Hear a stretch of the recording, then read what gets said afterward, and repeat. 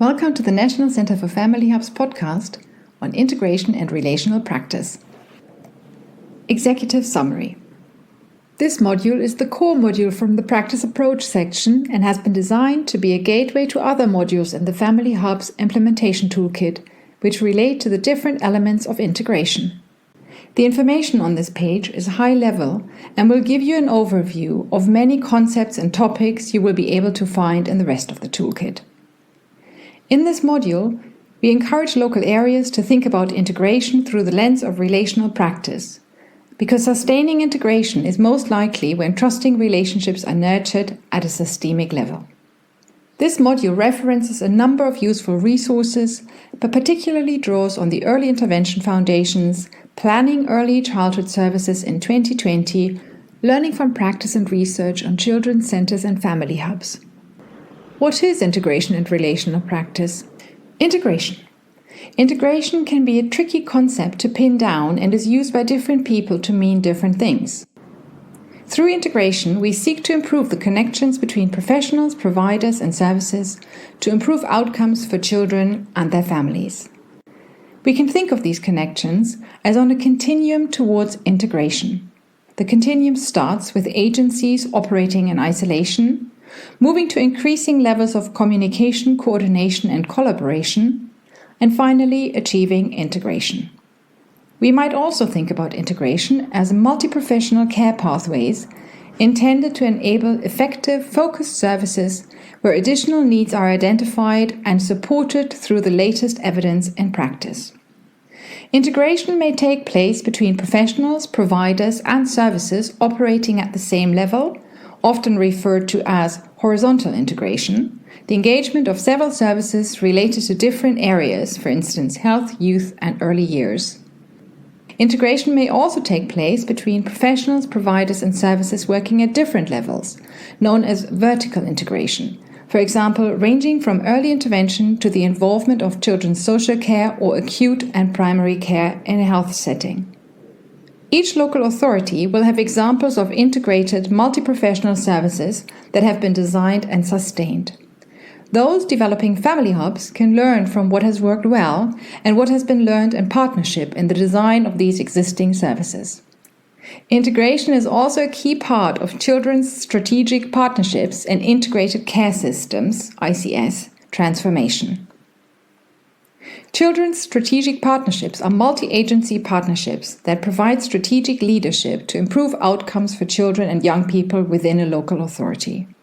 The partnerships oversee the development and implementation of local children and young people's plans, which set out the collaborative work program across all partners responsible for providing services to children, young people, and families. The partnerships routinely have direct strategic reporting to health and well-being boards. In some local areas, they hold delegated responsibility for progressing the 0 to 25 strategic transformation agenda. ICSs are geographical partnerships that bring together providers and commissioners of NHS services with local authorities and other local partners to plan health and care services in 42 areas across the country. They have a larger footprint and include more than one local authority area. ICSs offer an important opportunity to improve population health through genuine partnership, working between the NHS, local government, the voluntary and community sector, BCS, and local communities. As with the ICSs, developing family hubs involve significant transformation and systems change, requiring collaboration and commitment from across the children's early help system and the local community. Effective integrated early help governance is therefore an important starting point. It begins the process of partners collaborating and building a vision and committing to a shared approach and outcomes which can be recorded in a co-produced early help strategy. As mentioned above, many partners will have had experience of similar arrangements through safeguarding, Sure Start local programs, and so on. An overarching Early Help Partnership Board can provide a framework for family hub governance and will ensure that learning from all the government's early intervention initiatives is pulled together into this integrated delivery approach. Governance structures must enable different agencies to take collective responsibility, share risks, and jointly invest in family hubs, as well as representing the views of parents, carers, and young people. Relational practice. Relational practice is an approach to working both with individual and across systems that is built on trust. Successful implementation of a family hubs approach requires the behaviors and relationships that support collaboration to be developed, nurtured, and modeled right across the family services system. A relational frame can support you to think about the people who make up a system and how those people relate to one another. Adaptive mentalization-based integrative treatment, AMBIT, is a relational framework developed by the Anna Freud Center. It provides tools for using mentalization within teams, wider interagency networks, and with individuals. Mentalizing is the human capacity for making sense of oneself and others by imagining what might be going on for someone underneath the behaviors we see on the surface. It is being able to understand our own mental state and that of other people, and how this understanding affects our behavior. It is sometimes described as understanding misunderstanding. Trust is a core component of the AMBIT framework and will facilitate effective integration. It recognizes that cultivating trust and reflection within the workforce will enable individuals to work more effectively within complex and sometimes stressful systems through a team around the worker model. This model gives the family a manageable network of relationships which are most likely to bring about change, and enables those professionals seeking to help the family to work most effectively to achieve that aim. The model was originally designed to be used in higher tier services, but can be applied at a universal and early help level. This approach can be used in conjunction with your chosen relational practice approach, for example, restorative practice or systemic practice. You can even apply a relational approach to commissioning. Why does it matter? An integrated model of family support that improves the join-up between organizations can provide a consistent public-facing point for access, assessment, and navigation of family support services. Improved relationships with VCS and grassroots institutions will enable a wider range of initial contact points, improving the ability of all families to access services. Integration also promotes a way of working that allows professionals to spend more high-quality time with families and less time on administration and lower-impact work, ultimately yielding better value for money and better outcomes. Set out by the Local Government Association in relation to health and care support, the key aims of integration are to improve outcomes for people who use health and care services, carers and communities, and improve their experience of services. To develop prevention, to promote health, well-being and independence, and tackle health inequalities so the demand for statutory, intensive or long-term services will be reduced. Context. An important lesson from over 30 years of policy initiatives is that achieving integration is hard to do. Integration takes time, and it is important to acknowledge that it is not possible to integrate all services for everyone. Integration should be seen as a journey along a continuum. For some elements of your family hub approach, simply improving coordination between professionals in different agencies may bring significant benefits for families. Differences in language, assumptions, and expectations of what good looks like means that working together in a fully integrated way can be challenging. Gaps in understanding about how the other side works and the policy drivers that underpin the practice and priorities of different agencies can add to this challenge. Current provision. Current provision relating to family hubs, which includes our health and care system, is complex and can mean families receive fragmented care from services that are not effectively coordinated around their needs. This can negatively impact their experiences, lead to poorer outcomes, and create duplication and inefficiency. The fragmented nature of provision leaves families vulnerable to falling through the gaps, particularly when accessing support during transitional periods, for instance, moving from perinatal support services to early years support. The involvement of multiple services and practitioners can be particularly overwhelming for children and families who have previous experiences of trauma, abuse, or marginalization. Artificial service boundaries and thresholds of individual services mean the cumulative burden of multiple needs is not recognized and go unmet. Evidence and learning. EIF has highlighted a lack of evidence on the effectiveness of multi-agency service integration in improving outcomes for children at risk of poor or poorer outcomes and the need for robust evaluation.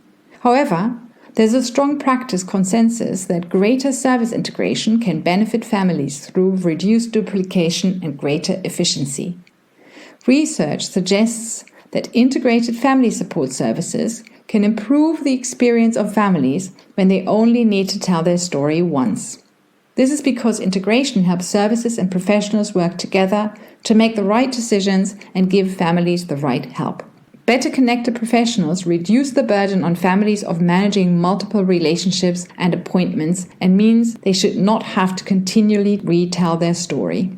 The recent Public Services Committee report, Children in Crisis, the role of public services in overcoming child vulnerability, highlights the significant increase in the number of vulnerable children invisible to social services, the NHS, and the education system during the coronavirus pandemic, and the important role that family hubs can play in supporting this cohort of children by improving service integration at the local level.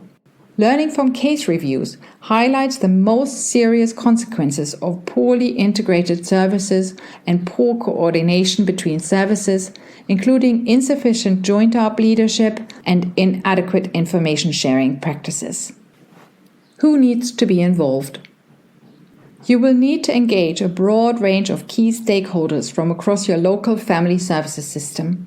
These stakeholders include practitioners, operational managers, and strategic leads from local authorities, health, education, and the VCS, and families and young people. Engage leaders of adult services at an early stage to discuss the likely needs of parents and carers who family hubs will serve and to explore potential for integration.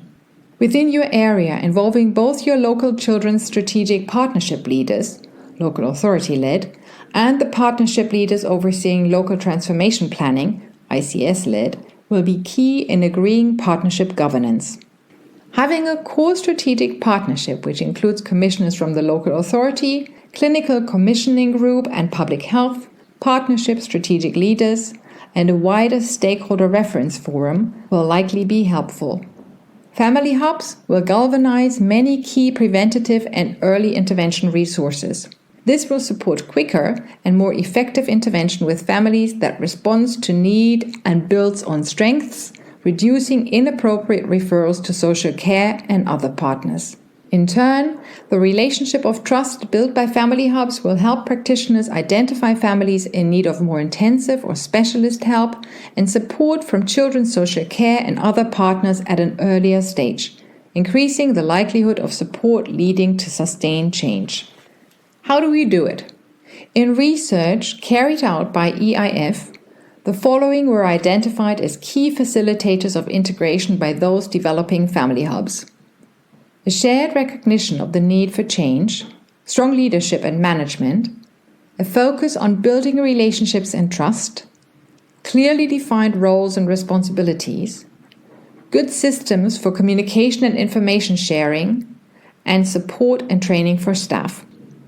This is consistent with findings from national and international evidence and research in integrated care. Another useful evidence-based resource is the Local Governments Association's 15 Best Practice Actions for Integrated Care. These actions draw on evidence about what works from international research and emerging best practice, whilst allowing for local variation. The Department for Education's Family Hubs Model Framework sets out ways in which integration, or the connection between services, professionals, and practitioners, can be improved. Services working together for families with a universal front door, shared outcomes, and effective governance. Professionals working together through co-location, data sharing, and a common approach to their work. statutory services, the community, charities, education settings, and faith sector partners working together in a whole family way. Before starting to design your family hubs, take time to consider what the wider partnership commitments are to integrated commissioning, service design, and transformation, what can be learned from what works well and where there are gaps, how a family hubs approach can add value to your local system.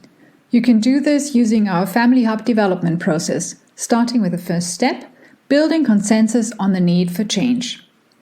Here are the areas of focus that will help you move closer towards an integrated family hub model. Understanding integration from the perspective of families, community ownership and co-production, outcomes, governance and leadership, commissioning and funding, evidence-led practice evaluation and quality improvement, co-location of services, data sharing, integrated referral assessment, and case management. Understanding integration from the perspective of families. The needs and experiences of babies, children, young people, and families must be at the heart of any family hub. It is imperative to consider what integration means from the perspective of families, recognizing that families will not take a linear journey through the system, often accessing multiple forms of support at the same time. An approach based on needs rather than service boundaries and threshold can help families navigate the support system. The Thrive framework for system change is an integrated, person-centered and needs-led approach to delivering services for children, young people and their families. It has been developed by a collaboration of authors from the Tavistock and Portman NHS Foundation Trust and the Anna Freud Centre, and is now being embedded to facilitate service transformation across the UK. Though initially designed as an approach to delivering mental health services specifically, it is a helpful framework for thinking about the whole family help system. Community ownership and co-production. Co-production describes a way of working together in which both support providers and service users are recognized as stakeholders and are part of the same decision-making process. Within the context of integrated services, listening to families and communities is key to improving services and understanding how efforts to join up services are progressing to meet people's needs. The King's Fund has developed a useful guide, Understanding Integration, How to Listen to and Learn from People and Communities. It includes practical steps to help partners and carers come together and work with communities to identify what people need, what is working, and what could be improved in the provision of joined-up support. Outcomes. Many of the best examples of successful integration have begun with partners developing a shared vision about the outcomes that they want to achieve for local people. Clearly defined and shared aims, objectives, and outcomes that prioritize the needs of the children and families are central to effective local partnerships. A key message from EIF's research with children's centres and family hubs is the importance of being clear about what a local area is seeking to achieve and then designing services in a way that is likely to meet this purpose. Questions around who family hubs are for and what they will do form the basis of a theory of change. The second stage of our family hubs development process sets out how to go about developing a theory of change to specify your local family hub approach. Governance and leadership. The importance of clarity on strategy, funding and commissioning in local areas developing family hubs, as well as formal and consistent arrangements to support joined-up working, were highlighted in the review carried out by EIF. You will need an effective multi-agency board in place to own your family hub strategy and lead delivery across local agencies. The board should also have strategic oversight or be closely linked to other core functions of integrated early help, for example, supporting families. Governance structures must enable different agencies to take collective responsibility, share risks, and jointly invest in the local network of family hubs. Strong, shared, collaborative, and outcomes-focused leadership is key to integration. First, leadership should enable staff to transcend traditional professional boundaries and individual organizational interests and work together systematically towards a shared ambition.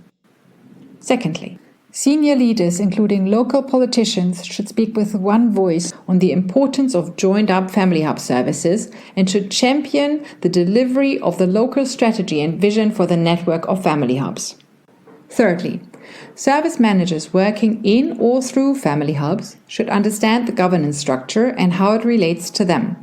The whole Family Hubs workforce should understand one another's roles as part of the local system, rather than being concerned about who works for which organization.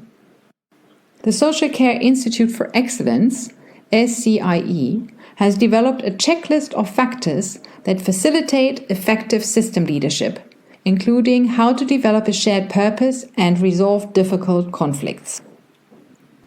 Commissioning and funding. In the review carried out by the EIF, joint commissioning of services was seen by those developing Family Hubs as key to enabling multi-agency working. This is consistent with messages from practice from a range of studies of multi-agency systems which suggest that joint funding and commissioning arrangements are associated with better joined-up support systems of support or help for families.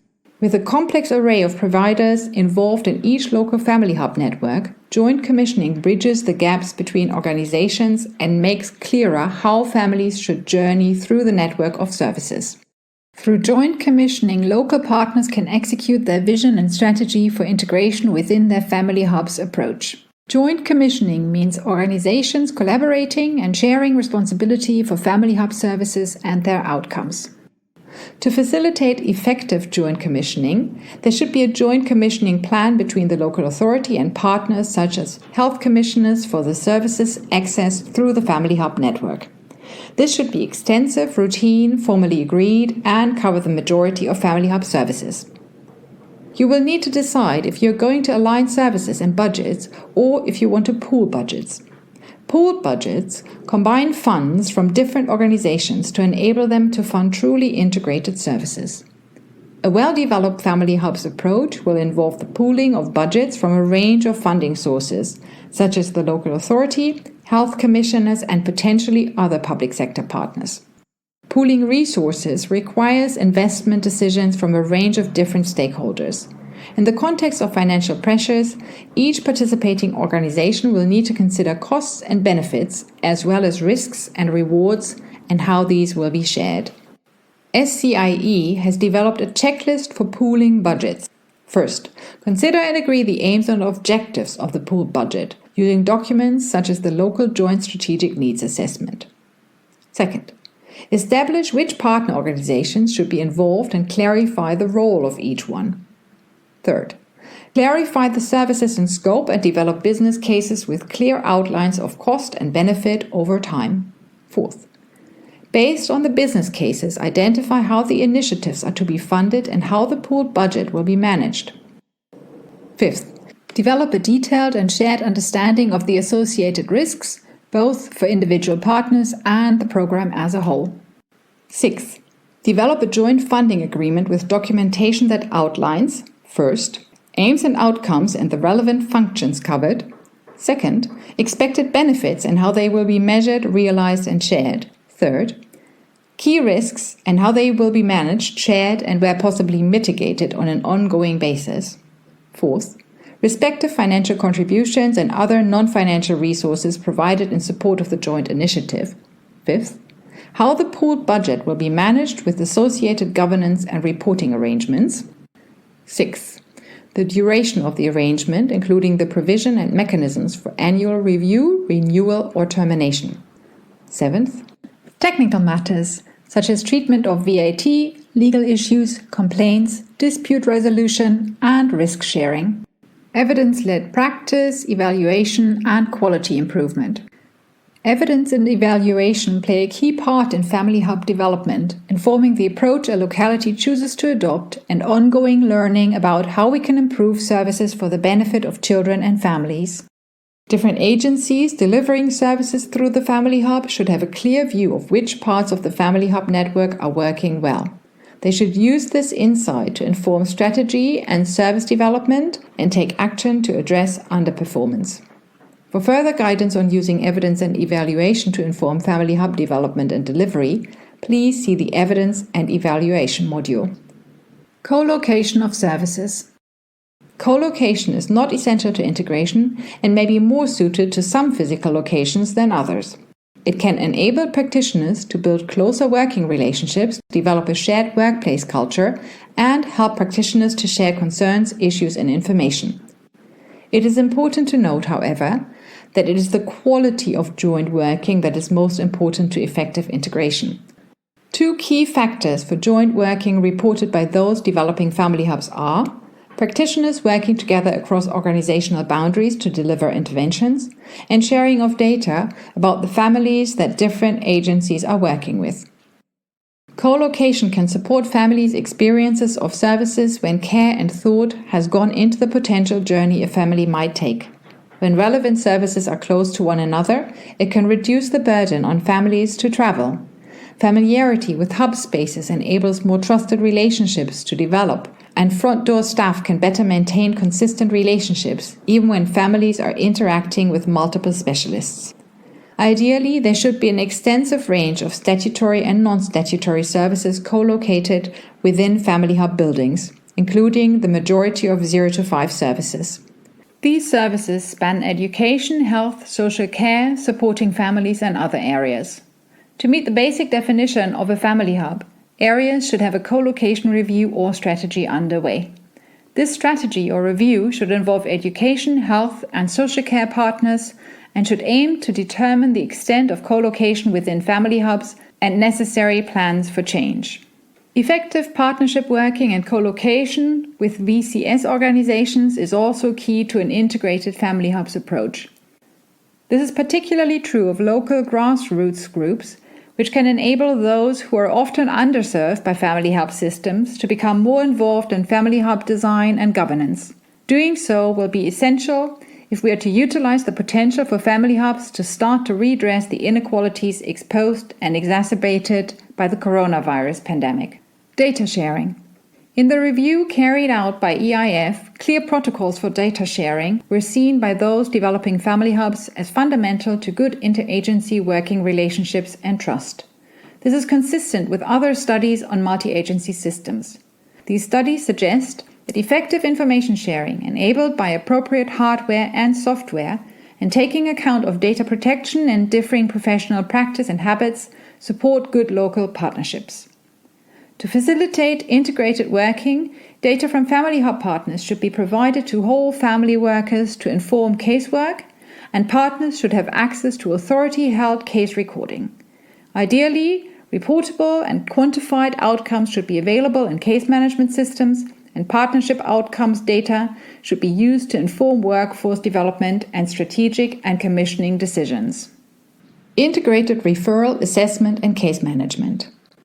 In the review carried out by IEF, those working within family hubs cited the development of support pathways for families as an important way of creating integration. Some areas had developed child journey maps to improve access and reduce the number of handoffs between services, alongside holistic assessments and simplified referral processes. Comprehensive, integrated referral pathways should be used for the full range of family hub services and should include third sector, community and faith sector partners and education settings. Pathways should be shaped to take account of impact, user feedback and new evidence on what works, and services should flex to respond to demand using live data. Using integrated monitoring systems across family hub services will enable you to target interventions to families with different needs. An agreed common assessment approach needs to be in place across your local network of family hubs. This includes a clear, consistent and aligned process for identifying need and risk and providing appropriate support at an early stage to support practitioners to work together to meet the needs of families. Practitioners across all agencies in the Family Hub network should use the agreed approach to ensure effective targeting. You should also actively monitor impact at the individual case level using valid and reliable measurement tools, including tracking over time of any paths between family hubs and other universal or specialist services. A common case management system or interoperability between case management systems should be used across your local network of family hubs. This should include the case management elements set out in the Early Help System Guide. First, Do you have a case management system which allows for accurate whole family case recording? Second, have you embedded all individual outcomes in your case management system, from notification or assessments to closure? Third, can you report from your case management system and design these reports yourself? Fourth, can you use reports from your case management system to monitor soft outcomes? Do all whole family workers record on the same case management system or interoperable case management systems that ensure workers can view records from partners?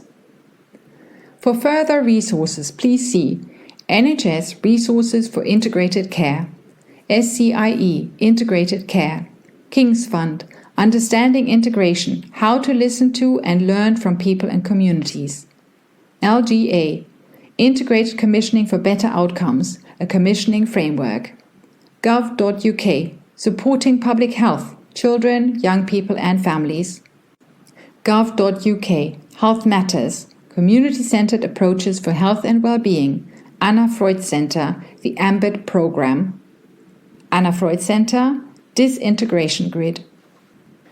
Please subscribe to our newsletter. Family Hubs in Mind is our free newsletter circulated monthly and will share news from our members, latest events and resources.